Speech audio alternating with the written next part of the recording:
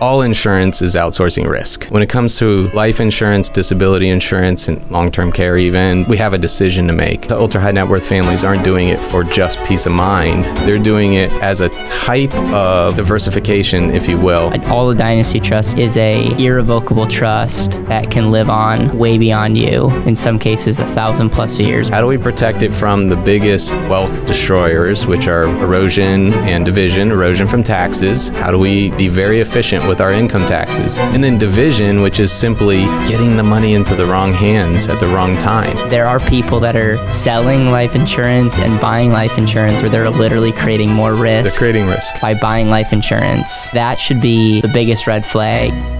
Stephen, welcome to the BetterWealth Show. Thanks for having me. You are one of the guys that family offices will bring in to integrate estate planning, life insurance strategies. It was fun because we just had you over for dinner and we were talking all things business, life insurance, and you even said, you're like, you've seen me super passionate and you get me fired up, and it's all like life insurance, estate planning related. But that's why I love bringing people in that are experts at certain things. So we're going to talk about what family offices are, like what the wealthy are doing with life insurance, how they're even integrating, like even if you unpack like how the Rockefellers have done that strategy, and then like how other people, how some of your other clients have integrated insurance and trust planning and all, and then also talk about the do's and don'ts. So this will be fun. Yes. I will say family office has been a term that a lot of people use. Yes. A lot of them will use it as a selling deal to get you into their program. And I think some of it can be really valid, but some of it is just a,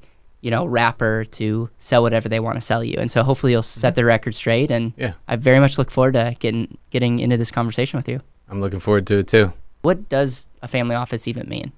So that's a timely question because it just came from an industry event with other people in our industry who asked me that same question. What is a family office from your perspective, somebody who deals in that space?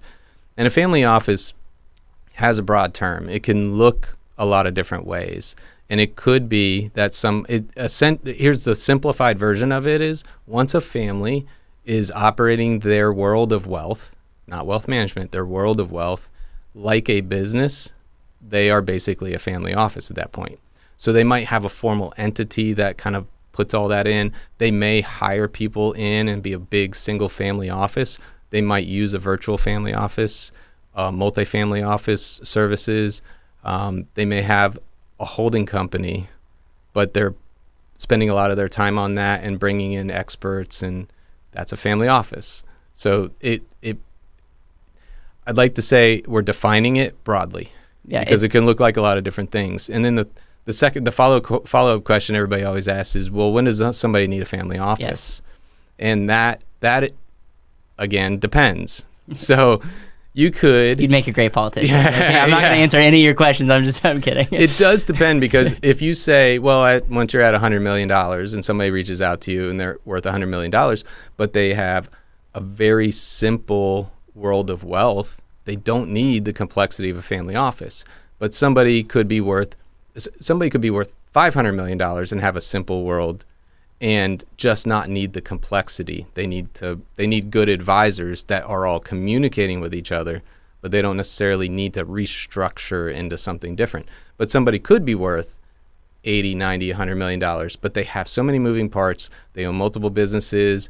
Maybe they still do have some derived W-2 income. They have private equity. They have real estate. They have all these moving parts, and they need some place that it's kind of managed all together. And by the way, all of those moving parts have different experts involved that are advising them. They need to be communicating. Yes. And so the family office is a structure or a platform to bring all those people in, whether it's fractionally, and the really wealthy families will just retain their people and just pay them full time just to manage their own wealth, because they're running their house like a business. Correct. And they're going to make that decision based on what are the fees that I'm paying out, and can I attract talent for the amount of those fees or better that is just exclusive to my family office. That's a pretty high threshold, right? We're not doing that at $100 million. It's a lot of money, but that's not going to be where you see that value. So single family office like that, really high threshold. multifamily office, plugging in with them, maybe a different threshold. Virtual family office, those are great if that's a right fit. There's a lot of different options. Cool. So out of the people that are watching or listening, very few of them will check the box of, you know what, I qualify to run my own family office or even a fractional family office. Is it worth that? Like, why should they continue to listen to what you have to share? Yeah. Well, I would say if you care about generational wealth, or you sit there and say, I want to have a legacy that lives beyond me, I'm going to talk about that's more of a financial, but also there's some other legacy there. Then there's things that we can learn from those family offices that we can apply. And so we distill those down and we apply. Frankly, I had a conversation with my Uber driver who was like, hey, what did they do differently? We had this conversation. It was like, hey, here were patterns that we saw. I was able to integrate some of them into my own life, but also they can be integrated into a lot of our lives if those are similar goals that we have. I wonder, like, what with the Rockefellers book by Garrett Gunderson? Great. You would think, like, most families, they can't relate at all to the Rockefellers. But the reason that's a best-selling book is people aspire to say, hey, what can I learn that the Rockefeller family's done, and how can I apply it to my own life? Why life insurance? Like, why are you fascinated about this? And like, what was like the light bulb moment you had just in insurance? And that might have been before you got into the family office world, but like, what was the light bulb moment for insurance? So before I was in the family office world, I always believed in shifting risk. So I've had disability insurance, life insurance, all these insurances. I was never anti-insurance in my personal life. That was pre that. That was very different. That's the typical lens that a lot of us might have. When I got into that space and I saw how it was being used to create liquidity, to perpetuate their family legacy, I sat there and realized, like, this is very different than the life insurance I own today, and the purpose of that. But there's things that we can still learn from that, and there's ways that we can use life insurance similarly to how they're using it, but without the trust structures and without having a family office and so on. Yep. So when you talk about, shifting risk, talk to me about that, because I've had lots of people on the show, and some people will talk about that concept, but I don't think anyone has really articulated, like, life insurance as a contract shifts risk away from me, which in return gives me benefits. How would you articulate that to, like, why, even if you're not worth a ton of money, why shifting risks might be a valuable thing? Yeah. Well, first off, all insurance is outsourcing risk, but we don't have the decision on whether or not we have auto insurance, home insurance, right? So we just kind of accept that we're outsourcing that risk. When it comes to life insurance, disability insurance, and long-term care even, those types of things, we have a decision to make. We sit there and say, we either shift that to a third party, all or part of that risk as we identify it, or we retain it. In doing nothing says, I made the decision to retain it. So to answer your question of, like, why might I shift that risk? What benefit does that have? The obvious one is peace of mind, right? Like, there's peace of mind around knowing that your loved ones are taken care of. But then you take that to the next level. Family offices, ultra high net worth families aren't doing it for just peace of mind. They're doing it as a type of diversification, if you will. So one of the things that you're going to find, especially with first generation wealth builders, you got operating businesses, real estate, usually some private equity. So they have they know how to make money. Like, that's not the problem. That's how they got there. They identified a problem, they solved that problem with their business, and they've built wealth that way. Now they're sitting there and going, I need to protect what we've created, and I want this to last generationally. Well, I need to shift some of that risk. And so life insurance helps do that. It's going to also help them with estate taxes. But for a lot of us, that's not the concern. We're a little bit more concerned about, well, is there going to be legacy at the end of my life with all of these other assets that have risk in them? Is my real estate going to be there? Am I going to consume it? Am I going to outlive it? Is the S&P going to continue to do 22% a year? No. So there's a lot of risk there, right? And you just have to define, like, how much of that do I need to outsource? Yeah.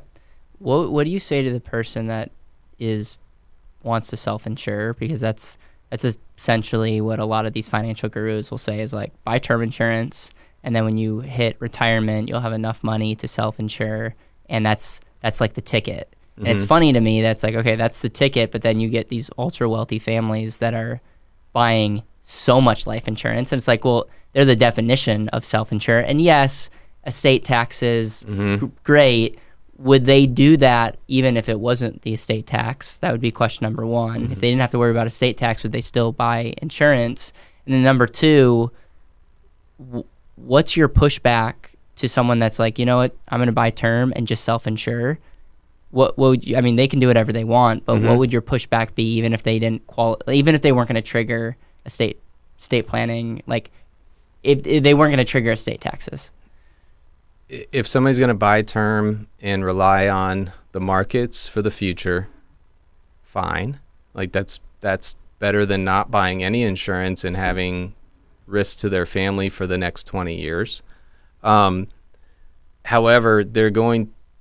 we have this whole buy term, invest the difference mentality that is accepted as though it's gospel, but it's really not proved out. And we have people that are hitting retirement thinking that their nest egg is large enough, and then living this lifestyle of concern about outliving their money and what happens if the market corrects, and I lived through 08, what's going to happen, or 04, what's going to happen if 04 happens again, like all these things. And so they live in the scarcity mindset because that's what they have, like everything's there. And then they want to leave something to the kids and they want to have something there, but they realize that the risk is they may not be able to, so they live in more scarcity. So there's a whole, if you don't outsource some of that risk, you're going to have more of a scarcity mindset in those latter years, and that's for a large portion of our population. Is it fair to say that if you don't care about leaving any money to your heirs, then you could have a debate all day long about efficiency? Like, I think you and I would still agree that life insurance could make for a better bond and could be efficient just for you to have more money while you live. But even if we sideline that, because that conversation gets maybe less attractive if you don't care at all about passing on money and legacy. And so is it fair to say if someone cares about legacy, life insurance can actually enhance them living more today while also guaranteeing that legacy, because it almost unlocks their ability to use other assets? Whereas if someone cared about legacy, like wanted to give their kids something, but they didn't have insurance, their assets aren't able to be utilized or spent or potentially used in such a way because they want to pass on it to the next generation. Like, I don't know if I articulated that well, but I'm wondering, like, in what maybe the self-insurance world works if you're like, hey, and there's people out there, and it's no shade to them. They're like, hey, I don't want to give my kids money. Like, I don't want to give them any money. And so life insurance by definition becomes less attractive because they don't want to pass on that money, and life insurance is very efficient at passing money on to the next generation. It is. And so if I just articulate back the question, we're saying I don't care about leaving it to my kids. You do care about not dying at zero, not in the term that we're used to, like, but you don't want to outlive your money, right? That'd be embarrassing. And so, okay, so now I have to constantly be concerned about what are those assets doing, which I have all in one bucket. They're in the market, all right? If you're diversified across real estate and you have some other diversification, maybe you've diversified out that risk. But if you're all in the market, which most people are, with their retirement accounts, qualified accounts, non-qualified accounts, so on and so forth, you have a risk there. So that's where you get into, all right, market's down, I have to pull money out. Now I'm double down. Now I'm compounding my loss. Now the market has to correct even more for me to get back onto my plan. And if you have the asset like life insurance over here, you've got that buffer to sit there and go, I'm going to pull from here, let that recover, do that for 2 or 3 years. You have choices. You have options. If everything's in one asset class, you don't have as many options. You have hope. Yeah. So if that's risky. Yeah. And again, we're outsourcing risk, and we're defining whether or not we want to outsource the risk, all of it, part of it. That's ultimately it. If somebody doesn't care about outsourcing risk, then insurance isn't for them in any capacity. Right.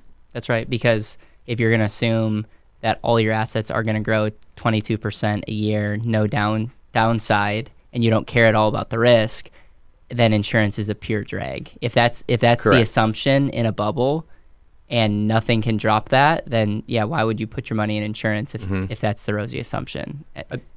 I don't think we would ever model out a scenario where, well, it's not completely true because Ernst & Young has done it, but a lot of times when you're modeling out scenarios and you're looking at assumptions on growth on stuff that's in the market, and then you're looking at, well, pulling some of that capital to pay for insurance, you get drag like you mentioned. It's like you get drag, but you outsourced risk, and now you've got, so you're getting something for it, right?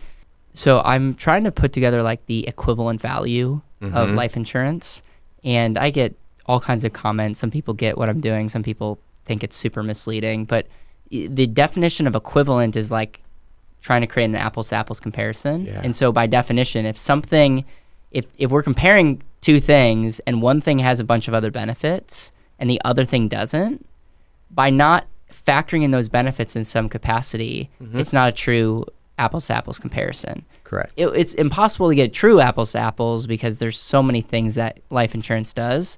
But one thing that you just mentioned is even in my equation, the thing that's hardest to factor in is, let's just say your equivalent value is 8%. That doesn't mean the life insurance is getting you 8%, but when you factor in all the other benefits that you're getting, 8%. Well, 8% over here versus 8% in the equivalent value, you're taking different risks to get to that 8. Assuming 8% over here is assuming some type of extra risk where over here might be less. And so how do you actually factor that in? Because that's actually a benefit that I'm not even factoring into the equivalent value. Correct. But it's hard to even understand, like when we're talking about risk premium or shifting risk, that's one of those things that intellectually I get, but even I struggle with, like, how do you actually factor in the real value of that? So essentially it's sequence of return risk. That's what you're, I think, factoring in there is like, hey, we have consistent return here, sequence of return risk here. So you can't take something that has a sequence of return risk and give it a annual value. Yes. That compounds. Yes, but so I don't know how you do it. Yeah, but it's like very few people have actually figured it out, because in almost every calculator that you'll look at, whether it's Dave Ramsey or somebody else, everyone's assuming just we'll be conservative and put 7%, but they're not assuming any I don't know, those can be flawed, but that's not why you came in. Let's talk about family offices. Yeah. Let's talk about family offices and give me the family office playbook on like what you've learned and what our audience can take away, even if they don't qualify for a family office. And then how are they looking at insurance? Because they're putting a value on insurance that a lot of people have as like a footnote in why they get life insurance. And I think my hope is after this conversation that people have a higher appreciation for some of the legacy and estate planning that family offices do, that families are spending millions of dollars a year on. And like, how can we take some of that fruit and apply it in our own lives? Yeah.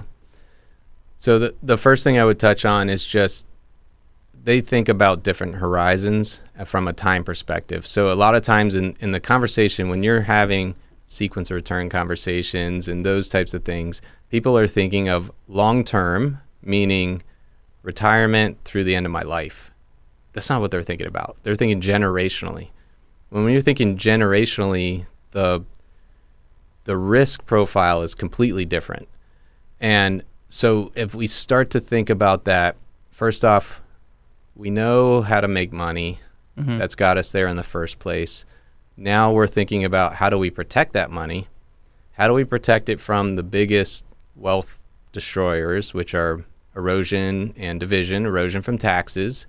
And by the way, not just estate taxes, there's an application there, because they are absolutely looking at income tax erosion. How do we offset that? How do we be very efficient with our income taxes?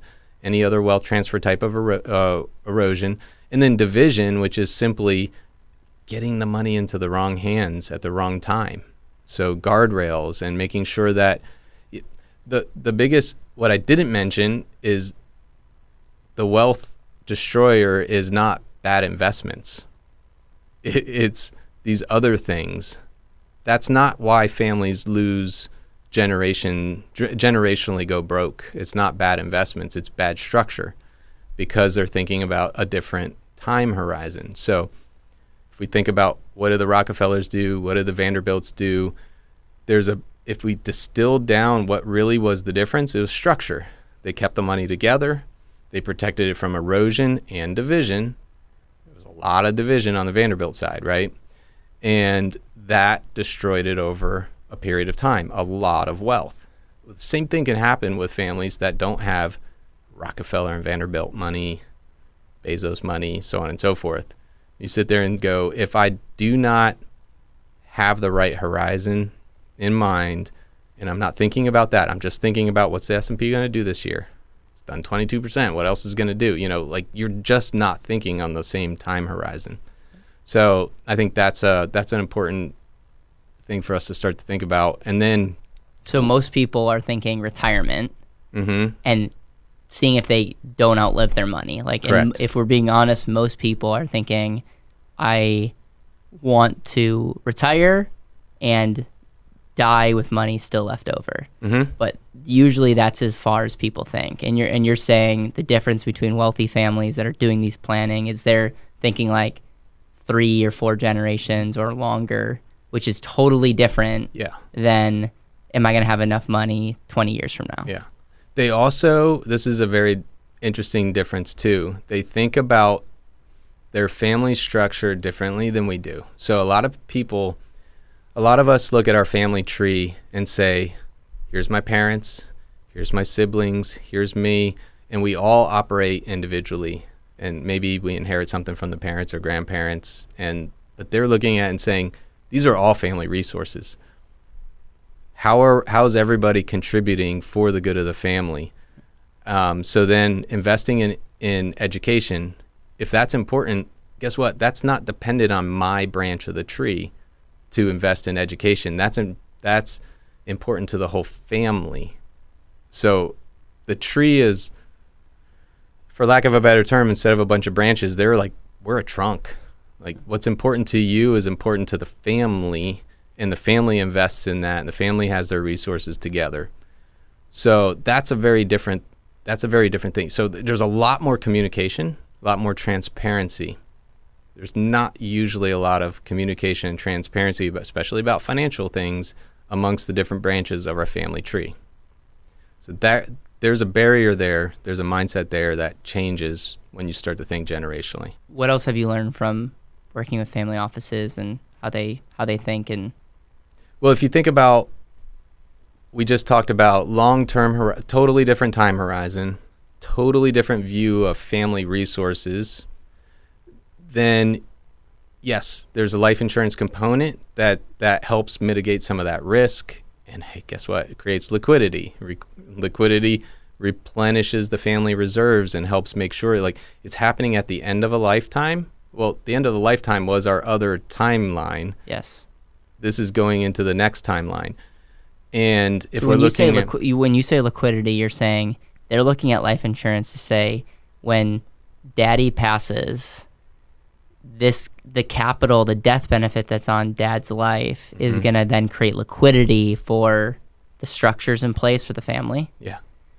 And so in the early years, and for these families, it's going to create liquidity that can be used to swap assets to a trust, to pay estate taxes so we don't sell off assets. There's a whole thing there that's not necessarily applicable for all of us. But what is applicable for all of us is we have liquidity that's created at the end that doesn't care about what else happened with the other resources. So we spent them, we lost them, we invested poorly, they got taxed heavily. Hopefully we address a lot of those things, But regardless, we got some liquidity here. Then we put guardrails around it. So trusts, irrevocable trusts, do have a play in non-estate tax planning because they can create guardrails. So if we think about what we were talking about earlier, hey, we got to the end of my life and now my kids are inheriting money, they're just getting it distributed. That's the division aspect. So we just divided it out, the wealth's gone. Based on what each branch does with their own resources, because they're not family resources, they're branch resources, right? So if we think about that, now they're thinking about it as like we replenish that. Yes, we pay estate taxes, but this family, if we have guardrails there, now we can invest in the family beneficiaries, into their resources, into education, invest into good business ideas, invest in things that benefit the family because we have a pool of capital that we're keeping together because we're thinking more like a tree trunk, not branches. Good. That's good. I like that. Yeah, I appreciate what you shared about liquidity. And I'm thinking maybe the best example that maybe ordinary people watching this could be is like the house. Like you're instead of having to maybe sell a house, you have liquidity and you can choose, do I want to sell the house or not? But you're not doing it because you have to get every affairs in order. Yeah. I would imagine that a lot of these people have businesses and the liquidity gives the family options for how they pay estate taxes and all, because if you didn't have that in place, you may have to sell a very non-liquid asset at a very bad valuation because of maybe the owner, the founder is no longer alive. Like it's just not only are you taking a loss, but you're taking a loss on an asset big time at a season that you're probably not thinking the best. Absolutely. One of the things that good planning in general, I'm going to generalize here, is good planning leads to better family harmony, period. And I think most families want family harmony. They don't want any sort of residual wealth to tear the family apart. And so if you have good planning, it can help with that. Touching on business owners for a second, passionate about buy-sell agreements. So if you're doing all of this, we're not going to unpack that other than the fact that if you are doing a great job on your estate plan and you've got a family office, you absolutely have things like your business buy-sell agreements buttoned up. You've got your triggering events defined. You've got your valuation language defined. You probably have it funded with life insurance because that's going to help with the family harmony aspect of how to settle that out. So it's all I'll talk about there because I love talking about buy-sell agreements, but that it plays right into that. It's like good planning, family harmony. All right, so with these families that are using family offices, are they looking at life insurance for the infinite banking benefit? Or like explain to me like how life insurance is integrated? Sure. Because again, a lot of people love life insurance and the legacy is kind of like I'm glad I have legacy, but they're mainly valuing it because of pooling capital and being able to use it. I would imagine wealthy families value the liquidity aspect of the cash value less than the actual death benefit that they're getting. Hey, I want to interrupt this video real fast to tell you about our Clarity Call. We designed this Clarity Call for the entrepreneur, the high-income earner, the person that wants more control, the person that is ultimately asking the question, how can I better my finances? And this Clarity Call is simple. We get clear about your situation, and then we try to answer the question, does integrating overfunded whole life insurance help you better your financial situation? Does it help you be more efficient? Does it help you better accomplish your goals? If the answer is yes, we'll actually show you how it does. We can walk you through those steps on what it would look like to getting permanent whole life insurance in your financial situation. If the answer is no, you'll have clarity on this is not the right fit for you. And so if you're someone that's been wondering, does the strategy work? We've designed the Clarity Call for you. No pressure, no fluff. We just, again, want to help you get real clear on, is the strategy a right fit? Make sure to click the link in the description or the pinned comment below. Let's get back to the video. There's some good parallels. There's different ways to design life insurance when you're talking about really estate planning for estate tax purposes, and you may, in some of those, use different products than you would use in infinite banking that are focused on death benefit for the lowest premium and guarantees and so on and so forth. However, lots of them use very similar designs in their life insurance because it has benefits before the death benefit. So if you think, and this works really well, there's like a really short bridge between how we all use infinite banking and how they use life insurance in general. And that is, if they have whole life, or just call it cash value life insurance, that's accumulating cash, they have an opportunity fund. So when they see opportunities, they're going to look at all of their resources and say, what capital can I put towards that opportunity? That might be policy loans. And this is done within the trustee. So it's a little different than what IBC, but it's the same. The trustee's taking policy loans, the trustee's investing on behalf of the trust, and all the proceeds are going back in the trust. And it's all benefiting that same pool. And then at the end, there's a death benefit. So there's a very similar way that they're using it. And oftentimes there are max funded whole life grows. And so when you're looking out 40, 50 years and you're buying policies on the children and the grandchildren who are beneficiaries of the trust, and those are building out over the years, you're getting two things. You're getting a liquidity pool that can be used for opportunities, and then you're getting death benefit at the end that's going to perpetuate that. We can do that too. So family office structure does allow them to take policy loans. It's just instead of them being the owner of the policy Correct. and calling the company or going online and getting a policy loan, they have to go through a trustee. Can you explain like the actual steps that would have to be involved and how they can make that happen? Yeah, when you have these irrevocable trusts, and you can call it a dynasty trust if it goes out multiple generations, it's a dynasty trust. If there's spousal access, it's a SLAT. Ultimately, these are irrevocable trusts. There's going to be a trustee, but there's also going to be trust protector. There's going to be these different other roles, and they can direct the trustee to do things on behalf of the beneficiaries of the trust. So they can say, hey, we want you to go get a policy loan from the carrier. We want you to invest in this project. They're going to review the trust documents and say, is this in alignment with the trust documents? Yes. Then they go and execute on that. Over here, we would just be operating as the trustee and the trust director and all of those ourselves and doing it on ourselves. So there's a layer there because we're trying to capture all that growth outside of the taxable estate, but it operates the same way, and they definitely do that. Is there any tax benefits of doing it through an irrevocable trust, or is it income tax? Just income tax. Like, is there any personal benefit to the consumer to do a life insurance through trust, or is it mainly like the trust is set up for legacy, but just because you have an irrevocable trust doesn't mean you can't have access to that pool of capital throughout your life? Correct. So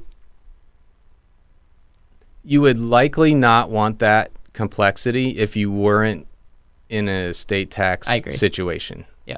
If you didn't have an estate tax situation, you may still choose to use an ILET, more of a simple ILET or something, to have those guardrails for your beneficiaries. And then you may have an opportunity that comes up and you say, hey, is it better for me to invest in it personally, or should I do that through my trust? What's the purpose of it? Do I need the income? No? Then I might do it through my trust. So there's several kind of decision points in there that people would need to make. But I would say generally, you'd probably do it personally owned unless you have an estate tax concern. Yep. So if someone's watching this and worth a few $1 million, they shouldn't necessarily run to a trust to then be the owner of the insurance policy. Like but there could be benefits of still having a trust. It doesn't necessarily need to be irrevocable where that money can go, because it's my understanding how trusts work that they become irrevocable when you pass off, and so you can still get the benefits of both worlds. You just don't get the estate benefit. But if you're for many people, they don't have to worry about paying estate taxes. Correct. Yeah. Revocable trusts, you can have, some people call them springing trusts or testamentary trusts, where you get to still define what that trust is going to look like during your lifetime, and you can change it because it's revocable. But once you pass away, it's now going to spring into existence and accept the estate at that point, and now you've got guardrails in place. So that's kind of a a good way to use irrevocable trust if you're not worried about estate taxes, but you want to have guardrails and you want to be able to protect against the division risk, which is just giving the money to my beneficiaries, per stirpus as the technical term, and just dividing it out. Yeah, I think there's a lot of wisdom in that. Talk to me about premium finance. Mm-hmm. How many wealthy families decide to do premium finance versus just fund the premiums themselves? It depends. So the premium finance is a great strategy for estate planning in the right scenario. So in the advanced planning world, you are likely doing other advanced planning at the same time. So you're moving assets at discounts, you're gifting, you're selling those to trusts. And now you're sitting there and saying, I have a remainder estate, I'm going to have estate taxes in the future, I need to buy insurance. How am I going to fund it? Premium finance ultimately is answering the question of how am I going to fund it? And you've had some great content on premium finance, so people that have consumed that will know, like, we're borrowing directly to the trust to fund those premiums. And ultimately, you're going to look at that and say, is that the most efficient way? Sometimes that answer is yes. Mm-hmm. Sometimes it's not. And here's a scenario where it might not be. If you have done good planning and you have assets in the trust that are kicking off income, that income could be used to pay premiums. Maybe that's efficient. Maybe that buys enough death benefit. If it's not, maybe that income can be used to pay the interest payments on a premium finance loan. And then that allows you to get more death benefit. And if it's designed correctly and so on and so forth, that might be a better way to use it. But those are two different scenarios kind of using the same income. Now, if you have non-income producing assets, you got Bitcoin in there. It's great. Bitcoin's going to go to the moon, but it doesn't create any income. So now I've got to gift either premiums to the trust, or I need to borrow those premiums. And ideally, I would recommend that you're gifting interest payments to the trust and servicing the interest. So that, those decisions really have to do with what assets are in the trust, how are we integrating it into overall advanced planning. Yeah, premium finance, when set up properly, could be a version of infinite banking on steroids, because it comes down to opportunity. Instead of me funding from one pocket to pay the premium, I'm potentially creating liquidity, ironically, by funding a policy. The problem that I see in a lot of people pitching premium finance is then they pitch retirement income, or they use it as like a, hey, Steven, you've done a very poor job in your life saving or investing for retirement. This is going to be the thing that, is a get-rich-quick deal. You're also a premium finance expert. Yeah. Talk to me about, number one, was my definition of premium finance right? And you can correct me on that. And then number two, talk to me about the horror stories or the things that you're seeing, because, again, premium finance can be a good thing, but it should only be used, in my opinion, for people that don't need it. Mm-hmm. And I see a lot of people using premium finance as like their ticket to beat the system. Mm-hmm. So one thing I'll touch on is premium finance as sort of infinite banking on steroids is true in the fact that your policy is doing two things. It's acting as collateral. We're able to borrow to do these things.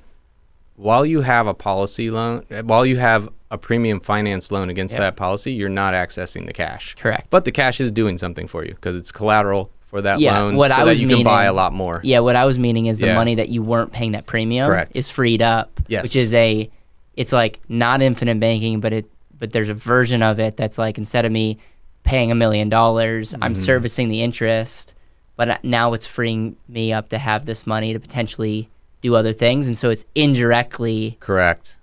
It's infinite banking in an indirect way. Yes. So now it's doing three things, right? It's freeing up your capital so you can do other things. And you made a very good point there.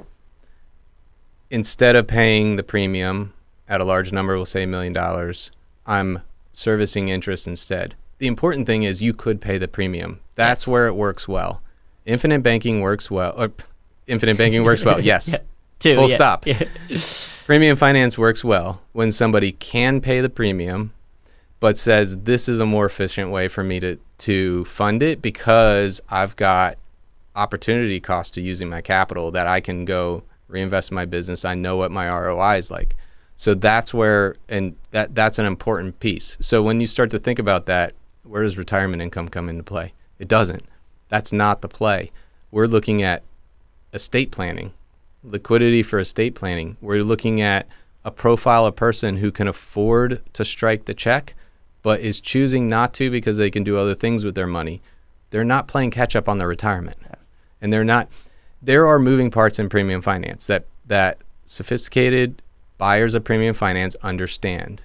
And it's been talked about on this channel. There's some really good points there on those moving parts. It's a sophisticated strategy that should not be pitched to the mainstream, because when it's pitched out there to mainstream, they're not touching on those moving parts.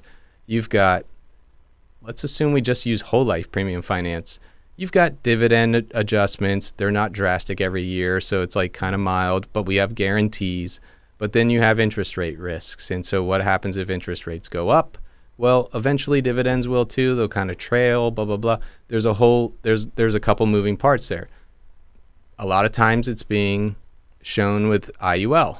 IUL is fine. It's complex. You got to make sure you understand. If you are buying an IUL and you don't understand cap rates, guaranteed cap rates, not just the cap, but the guarantee caps, what can they move it to? Do you understand participation rates, guaranteed participation rates? If what I just said is foreign to you and you own IUL, get familiar with them so you understand those moving parts. Then you take those two moving parts, which affect crediting rates on the policy, and then you add in the variability of the financing. And now you've got multiple moving parts that work not in tandem together to benefit you necessarily. They could, but if they go the other direction, we're trying to outsource risk, but we just introduce risk. That could be the line of the podcast. Is you started with talking about the importance of shifting risk, and there are people that are selling life insurance and buying life insurance where they're literally creating more risk. They're creating risk. They're creating more risk by buying life insurance. That should be the biggest red flag, and that ultimately should be like the question: does this shift risk away from me, or does it create more risk? And if it creates more risk, I wouldn't do it. I would not do it either. Because the upside's not, that's the thing with life insurance is, even with all the tax benefits and stuff, it's not, the upside is not there for the type of downside potential you're taking when you're doing some of these things. How familiar are you with Curtis Ray's MPI and Kaizen? And there's other people out there that are doing like premium finance or like creative financing for people that really shouldn't be doing premium finance. And they're very much selling it like retirement income. And they gaslight you and they look down on you for questioning it because you don't understand, Stephen. I'm just curious, like being in your position, being at the table with some of the very wealthy people doing big time plans. Have you looked at that? What is your thoughts on it? Here's the standard I'd measure any premium finance against.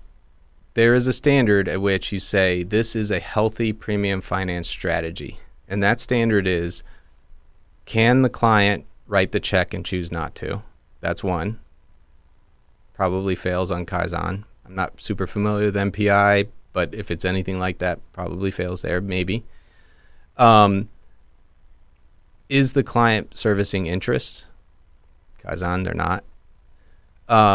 Can we exit the bank in a reasonable period of time, whether or not we choose to, and whether or not interest rates do what we think they do? Probably not.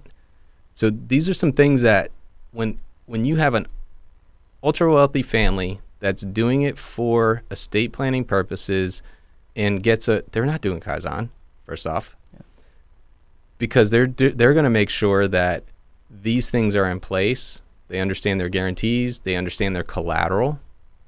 Collateral is a big thing. Those moving parts affect collateral. Do you understand how that works? Paying first year premium out of pocket and then financing afterwards does not really expose you to potential collateral risk. It's kind of pitched as though it takes it off the table, but that's not necessarily true if all the other assumptions are wrong. such as crediting rates and interest rates. Going back to, these are the moving parts.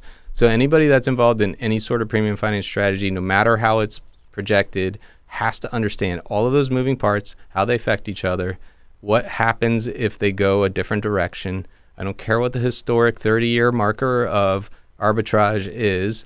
It's not an arbitrage play. Talk to me about that, because that's what a lot of premium finance way is sold. It's like you're borrowing from the bank here and you're going to make over here, and it doesn't take a genius to run the calculation about arbitrage, and yet I wouldn't feel comfortable at all, even with IUL projecting arbitrage. The fact that you may get arbitrage in a few years, and that's great, but if your whole plan is built around arbitrage in insurance, and it's not guaranteed. That arbitrage is not guaranteed. We know it because we live it right now. So just to define for the audience what you're talking about and what we're talking about on arbitrage is this idea that we're going to be able to borrow, because over the last 30 years, going back to when LIBOR came into existence, I think it was 1986, and tracking, a couple big mutual companies and their whole life dividends, we see a trend that there's about a 2% difference between LIBOR, which is now SOFR, replaced with SOFR, and crediting rates. You'll have to explain what LIBOR and SOFR. LIBOR and SOFR are just these, it's London interbank overnight rate, and SOFR is the replacement for that. And I'm not going to have the acronym off the top of my head, but it's essentially how banks are borrowing money and transferring things together. And then how a lot of our borrowing rates are based on prime. Yes. So everybody's familiar with prime. SOFR is just a different version of that, but it's settled every night. Yeah, so you're saying that there's an overnight rate, there's a 30-day rate, whereas prime is updated a lot. You're saying that cash value growth is going to, over time, going to be 2% lower than what you could borrow at. What I'm saying is I could model that and say historically that's been what it is, and you could look at that best by looking at 1-year LIBOR, then 1-year SOFR when that came into play, and then dividends because they're annual, and you could look at the trend, and there's generally been about a 2% difference. That's not the arbitrage that we're working on. Our arbitrage that makes premium finance make sense is what you mentioned earlier, which is I could write the check, yes, but if I just pay the interest instead, this number down here, I've got arbitrage with the rest of the money that I know I can go, and yes, I have a proven track record with my business, with my real estate, with my other things of making 12, 15, 20%. You know you can do that. That's the arbitrage you're doing. It's opportunity cost is a better way to put it. Yes. So I personally do not like this idea of people saying that there's an arbitrage between borrowing rates and crediting rates, because the other thing is, we know this and we talk about it all the time. 6% dividend doesn't mean we get a 6% increase in our cash value this year. Some people say that, but they're wrong. They're wrong. Yeah. In fact, in the latter years, you might be seeing more, right? It might be more, it might be less, right? So to model out something, we're saying we're going to be able to borrow at this, and we're going to get credit at this, and there's a 2% arbitrage. Why would anybody ever not do that? Is not the right way to think about it. Yeah. The other thing that we know from the last 3 years is that we've seen that flipped, where borrowing rates are higher than crediting rates. So there's a negative arbitrage right now. So if I look at that over 35 years and say, hey, the average is that there's a 2%, but we live through the reality of that being flipped. So maybe that's not a big deal when there's a little bit of debt on a first couple of years that we're borrowing for premium finance. But if we go out 10 years and there's kind of a lot of debt, and our assumption was 2% negative arbitrage between borrowing rates and crediting rates, but that got flipped, you got the eighth wonder of the world, compounding interest, working against you, and it gets out of hand really quickly, and it can cause it to fail. Yes. And so now we just introduced risk when we're trying to outsource risk. And when you're very wealthy and you look at something that might be underperforming, but you're sitting on assets over here, now you have a choice. Do I want to sell assets over here, be okay. Like you have Yeah. optionality, and you're using debt, but you're not in debt because Yes. you have way more assets than you have liabilities. Whereas, can you explain, just break down? You don't have to go into detail, but like like the Kaizen pitch, because they're using some of the talking points, and what they probably will say is, this is what the wealthy do. You know, we figured out a way for you to do what the wealthy have been doing. The family offices, again, I'm not saying that this is what they say. I'm just like saying what they could say, and now like we're giving you the system to be able to do it without being worth $100 million.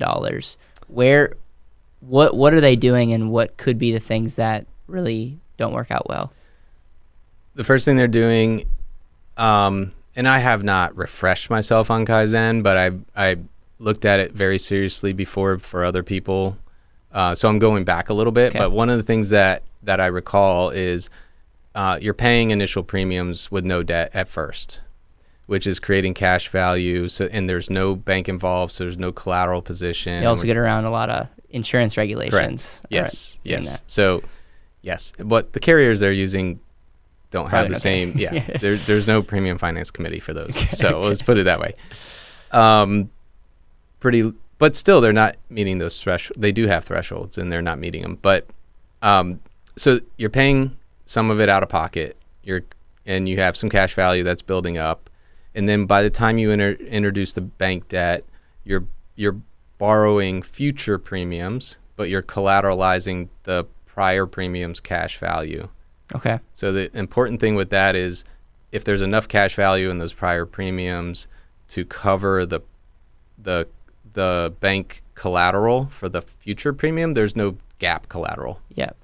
So that makes sense. So if I'm funding $100,000 a year, let's say my initial cash value is $90,000, and then next year I want to pay $100,000, I would have to cough up $10,000 of collateral somewhere else if I wanted to do a pure bank loan. But after year 1 or 2 is funded, I could potentially, use bank loans, which isn't free money, but I could do that without having to put my house or my car or other things, and I could create this cycle that looks really good on paper until it doesn't. And so what ends up happening is, yes, you pay a couple premiums out of pocket, then you borrow a bunch of them.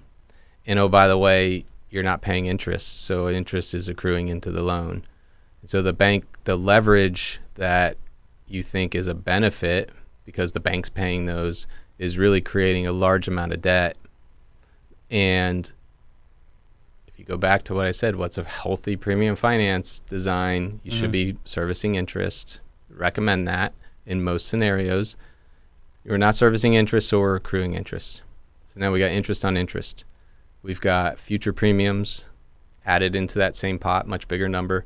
And that's all going out there. And now we're relying on the moving parts within the insurance policy to perform. So because at some point we have to exit that bank, because we cannot access the cash value for retirement income until the bank's exited.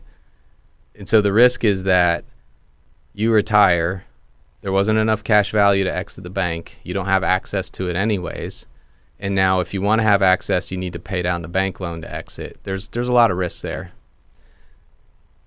I'm not comfortable with that. It's just not, it doesn't fit, right?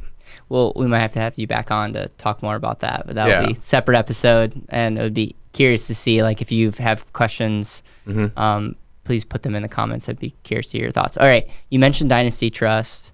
I'm curious how you define that, because when I hear Dynasty Trust, it sounds too good. It sounds too markety, but it's like a thing that has been around for a while. Yeah. Wealthy families use it. So what is a Dynasty Trust, and how does it work? It does sound marketing. I'm okay with that, because essentially irrevocable trust, you're talking about an intentionally defective grantor trust. Intentionally defective for tax purposes means that the grantor, the person who's setting up the trust and funding the trust, is responsible for the taxes. You actually want that. I'll get back to that in a second. Okay. It's intentionally defective grantor trust, and we're moving things outside of the estate.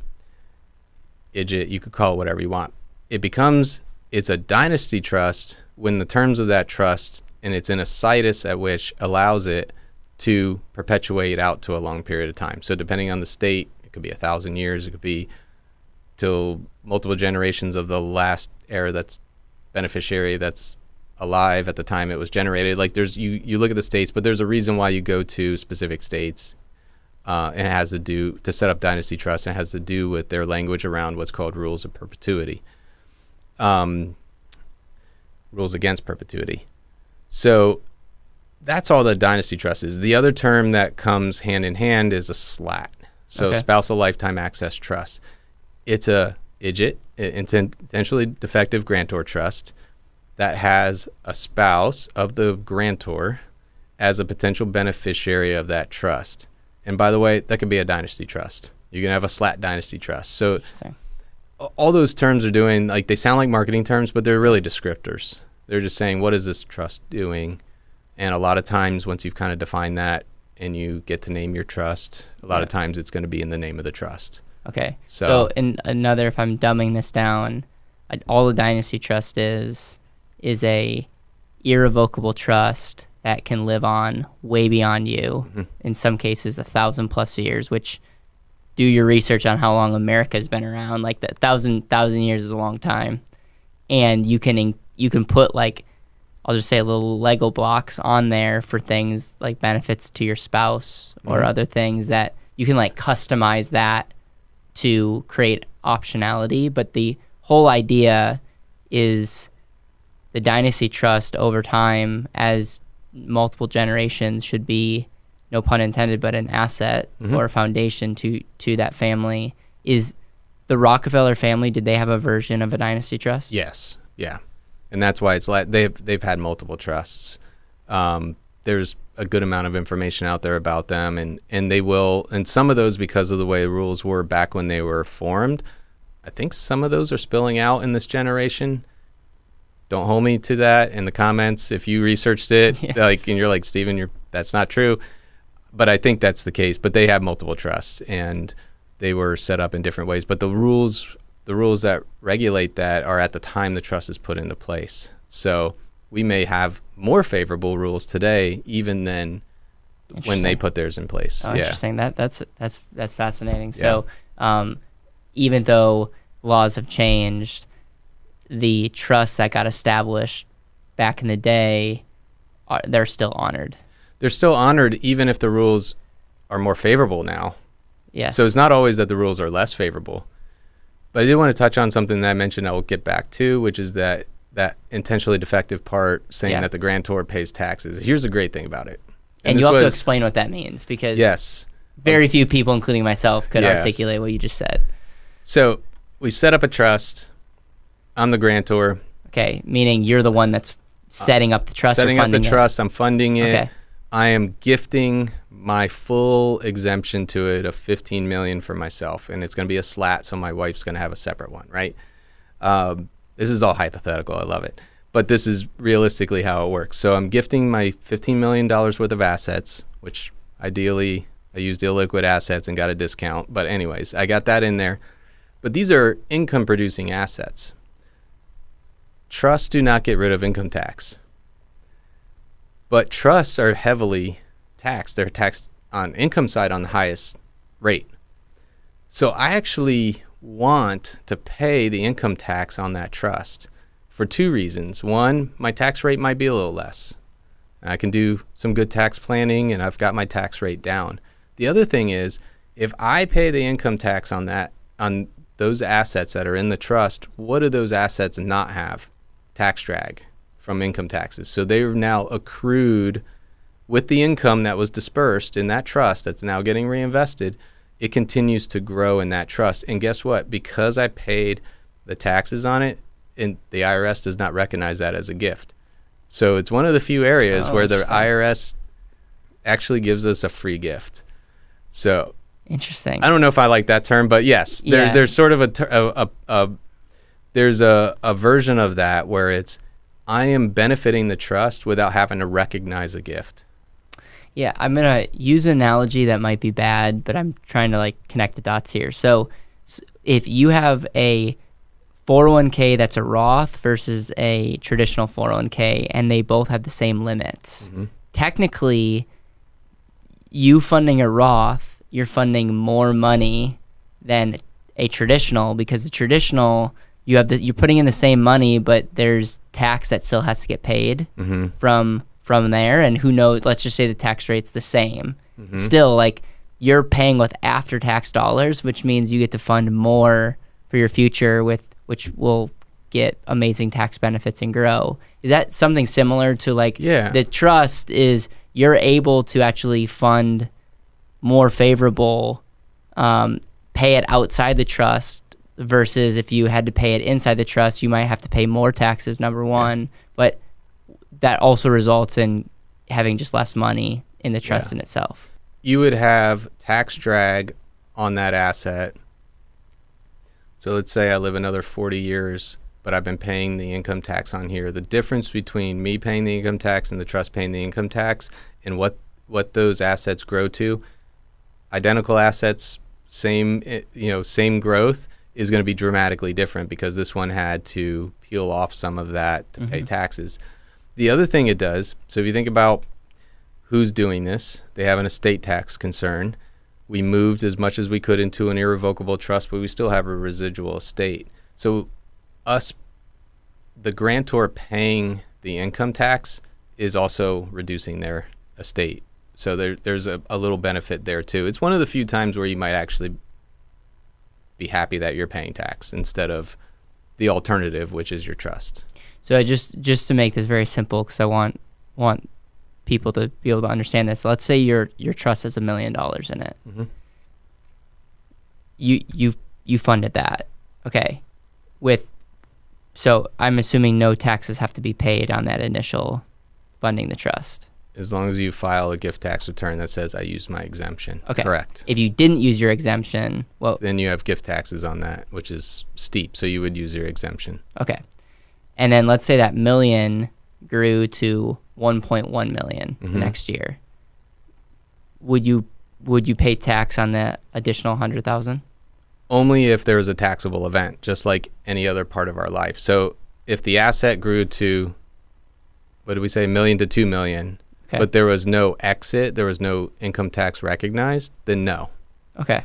But as soon as you start to sell assets to reposition into something else, and now there's capital gains due, or that asset is kicking off rental income, or it's kicking off other income, there's some sort of tax due that's going to flow through to the grantor. And then when a beneficiary takes money, they're also going to have to pay tax on the flow of that. Yes. So if the beneficiary, ideally, they're not going to take straight distributions. We do loans, but you're going to look at, the trustee is going to make sure that we're being as efficient as possible. But if taxes are paid on it, then yes, they can make distributions without additional tax. There's not a distribution tax, if you will. Okay. And so that's what you want to do during the grantor's lifetime. And then in the future, when the grantor passes, it's subject to trust tax rules, and there's nothing you can do about that. That's fascinating. So there's trust fund kids could be getting access to capital through a loan, and it's totally possible that they have a death benefit that will pay into the trust when they pass away that could pay for all their outstanding loans that they took from the trust. Yeah. It's very interesting. I'm sorry if we're getting in the weeds. It's just interesting conversation. So interesting you use the term trust fund kid, because I like and don't like that term. And here's why. Just because it's kind of a Hollywood term. Yeah. And we see it and we're like, trust fund kids are spoiled, blah, blah, blah. Yeah. They're portrayed a certain way.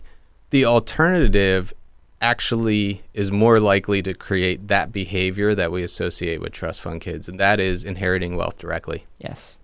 So, yes, they're a beneficiary of a large trust, and so they've got this safety net. Maybe it's such a large trust with such large language for distributions that it becomes a hammock. But the alternative was that they inherited it outright and can do whatever they want with it. Yeah, you're totally right. So you're doing more damage if you're giving a kid $20 million right now versus creating a structure for how they can utilize it. What are other things that we not talk about in like the family, how family offices view insurance and estate planning? Another thing that they kind of view differently, if we think about the time horizon that we're talking about, all the family resources, I use the term education different ways, which may include formal education, but they're educating their kids on and preparing them for the role that they're going to play in stewarding that legacy. Because stewardship cannot be passed along on the deathbed. It has to be passed along during the lifetime. And it goes hand in hand with the structures. It goes hand in hand with the assets that are there, but you need to prepare that next generation. They're very good about that. So previously I talked about there's a lot better transparency, communication, and one of the topics in there is how are we going to steward this? And stewardship can mean different things for different people. Like what is their view on it? Some people might have almost a philanthropic view of stewardship, and others may say this is you're stewarding it for future generations to have opportunities within our family that you're also able to have. So you need to be a good steward to make sure that happens. And again, that's going to be a lifetime education, not a deathbed education. So Stephen, if someone is watching this and they're like, okay, I'm not a family office, how do we take the things that you are an expert in, what you study, what we geeked out about, how do you apply it to the family that's worth less than 20 million, but I mean, still doing well, wants to be successful, wants to be optimized in retirement, but wants to do it right? What would be the steps that you would lay out for someone that's watching or listening? How would they go about this, and how should they think about things like life insurance and estate planning and wealth building? Yeah, the first thing would be really be intentional about defining what you want legacy to look like, financial but also non-financial values and so on and so forth. Define that. It doesn't happen by accident. So define that out and look at the horizon that's beyond what we were talking about. Like most people are looking at their lifetime, and that includes retirement. Define that out beyond that. Okay, so that's kind of the first step. What am I trying to do? What's my goal with all this? Oh, I have a legacy that I want to perpetuate. Okay, so now we can put a plan in place. That plan may be, we've now looked out beyond retirement. So we're not just doing straight retirement planning. We're thinking about risk, right? So they're thinking about not just return on investment, but risk. How much risk do I want to outsource? How much do I want to retain? Does life insurance play a role in that? Probably. If you're thinking about it correctly, there's probably a degree of life insurance that you need to outsource and should outsource. And that risk, just to reiterate what we talked about before, isn't just running out of money. It's sequence of returns. It's not being diversified. There's a lot of other risks there. So you need to think about those things. Those are some practical applications that you can do at home. You can do over the dinner table. You can start to have these conversations with your kids. The other thing is have those conversations. Don't be so guarded about being transparent, sharing what your goals are, starting to prepare them to have conversations about the actual wealth that you have. We're in the wealthiest country in the world. So even if you don't resonate with having an estate tax problem, you are wealthy. Yes. And if you're healthy, you're wealthy. So there's a lot of things there that you need to sit there and say, I want to protect that. I want to perpetuate that. So you can start to do some of these things, and you don't have to be a family office. You don't have to have an estate tax problem, but start to look at that. Stephen, I appreciate your time. Is there anything else that we did not cover that you want to jam about? Yeah, we got into the weeds here, but I think I find it really valuable, and hopefully our audience will find this valuable. And I'm curious to read the comments and see what people think. But any other subject that you want to talk about? Not in a short period of time. There's plenty of things we could talk about that. Buy sells I'm passionate about. Yeah. We could do part 2 on premium finance. Premium finance, absolutely. I love it. And I also have things that I'm concerned about with it out there. Yep. So I'm passionate about protecting people against the wrong types of structures there. What's your thoughts on infinite banking? I like infinite banking. So what's interesting is before I even... How do you define infinite banking? Well, infinite banking is a mindset, and yes, you can do it without a policy, Okay. right? So somebody that buys a policy is not infinite banking. Infinite banking is when you say, where is my opportunity capital? It exists somewhere today. So if I have my retirement capital, I've got my short-term savings, I've got these other things. You may not have things in separate accounts, but you have them tabulated in your head, like this is what these things are for. Infinite banking is a place that you put your kind of opportunity capital for the future that's going to allow you to take opportunities, as we mentioned, potentially avoid commercial debt, give you the option to use commercial debt or not. That's how I define it. So it could be used for all the things that we talk about, that you've talked about on this channel. That's how I see it. Like it plays into it. So it's a mindset. I mean, typically what I would recommend is that people are using it to invest in things that they understand and believe in, and take advantage of the fact that you don't need to underwrite for a loan, blah, blah, blah. It's your money, and you have a time horizon that you can pay it back or never pay it back. Cool. And you were going to say that you've done infinite banking even before you got into the family office space. Correct. Yeah. What else? Is there anything else? I don't think so. I mean, we covered a lot. Yeah, we did. Yeah. I have no idea how long we've been talking. I look forward to having you back on. Thanks for having me on.